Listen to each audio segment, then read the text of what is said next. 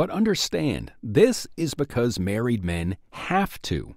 With a wife to maintain and children to feed, married men were put in an environment where they had to develop a work ethic to earn more and become a higher quality man.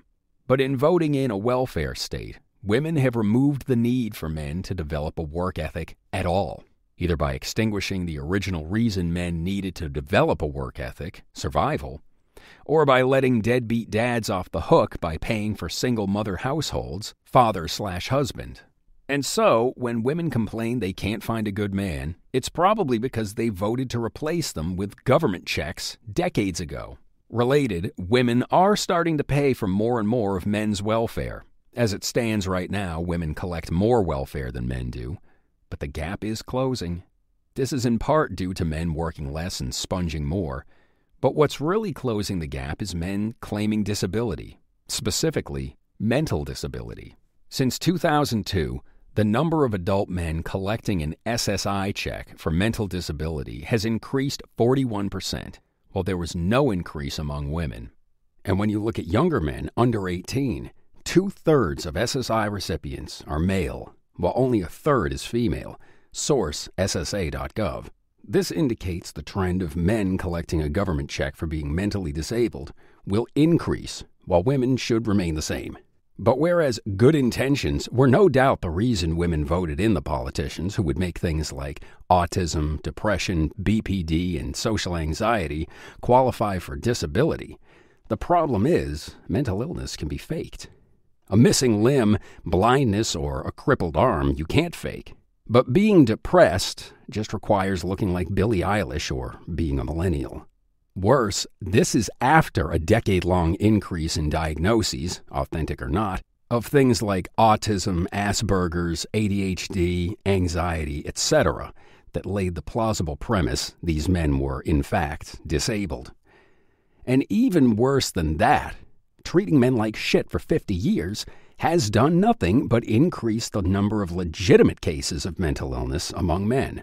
But regardless of the authenticity of these mental disability claims, and regardless of what government programs men are collecting checks from, as men bow out of society, it will be women who are increasingly on the hook for the welfare state they voted in. Not to mention the welfare checks of the men they enabled not to work. Tangentially related to this is an ironic and confusing desire of women to be a girl boss. If you look at either hours worked or the labor force participation rate for men, the trend of men has been to work less, not more, regardless of whether there was a welfare state or not. This is because work sucks. It isn't fun, and it is the antithesis of life.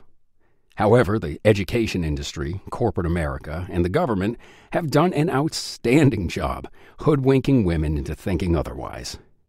They will go $150,000 into debt for a worthless MBA, slave away 60 hours a week at a job, 70 if you consider commute, pay overinflated rent to live in a downtown community, pay someone else to raise their kids, and confusingly vote to raise their own taxes. This would be fine, however, if it wasn't for one thing: affirmative action.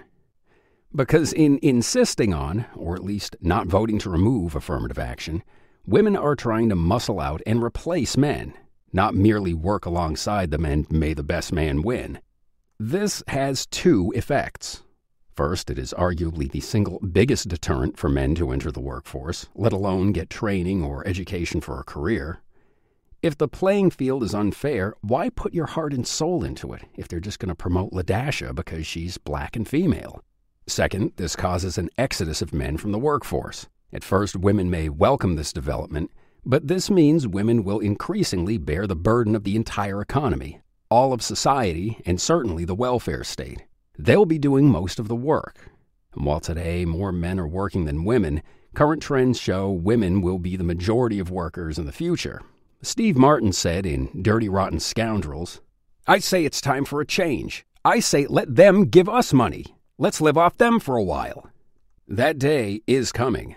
Women will be the slaves the rest of us live off of, and they'll vote for it.